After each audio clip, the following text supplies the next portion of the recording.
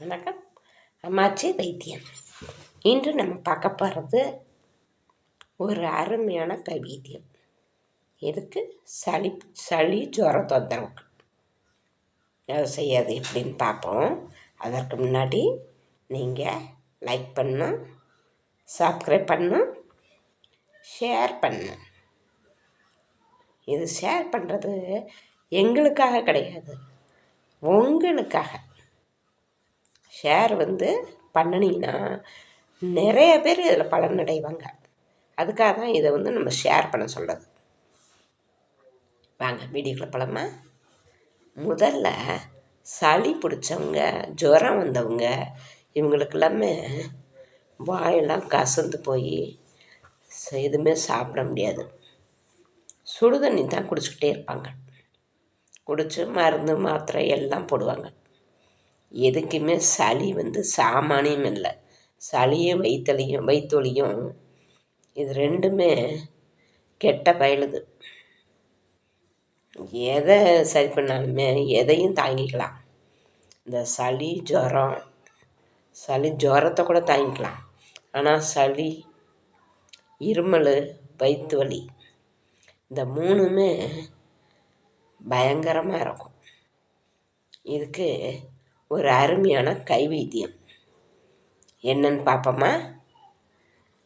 முதல்ல நம்ம சளி பிடிச்சவங்களே என்ன பண்ணுவோம்? கைவைத்தியம் மரப்படி நம்ம சோம்பு, ஜீரகம், மஞ்சத்தூள், பூண்டு இதெல்லாம் போட்டு 2 முருங்கைக்கு நல்லா கறிக்கிடணும். கறிக்கிட்டு அதை மிளகு 2 போட்டுக்கணும். ஒரு 4 மிளகு போட்டுக்கோங்க. போட்டு நல்லா கறிக்கிடுங்க. கறிக்கினோடனே அதை கறிக்கினவுடனே 2 டம்ளர் தண்ணி ஊற்றுங்க. எல்லாம் ஒவ்வொரு ஸ்பூன் போட்டுக்கோங்க. போட்டு 2 கறிக்கினவுடனே 2 டம்ளர் தண்ணி ஊற்றுங்க. ஊற்றி அதை 1 டம்ளராக வர முடிய சுண்ட விடுங்க. சுண்டி அதை எடுத்து நம்ம அந்த பூண்டை 2 வாயில் போட்டுக்கலாம். போட்டுட்டு அந்த சுண்ண தண்ணியை 1 டம்ளர் குடிங்க. சின்ன குழந்தைங்களா இருந்தால் ஒரு 1/4 டம்ளர் கொடுக்கலாம். ஒரு 5 வயசு பிள்ளைங்களா இருந்தால், ஒரு 10-15 வயசு பிள்ளைங்களா இருந்தால் 1/2 டம்ளர் கொடுக்கலாம். பெரியவங்களுக்கு 1 டம்ளர் தாராளமாக குடிக்கலாம். இதை குடிச்சிங்கனாவே சளி பட்டா பறந்து ஒரு 2 வேளை 3 வேளை சாப்பிடுங்க. சளி பட்டா பறந்து போயிடும்.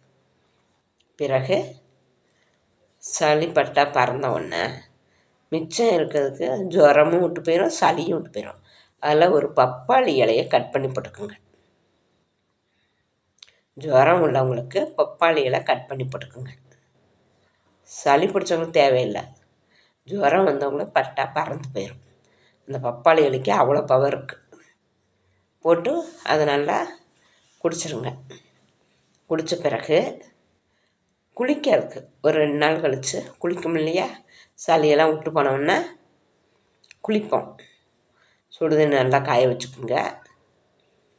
பிறகு நம்ம நல்லெண்ணெய் இருக்கு இல்லையா?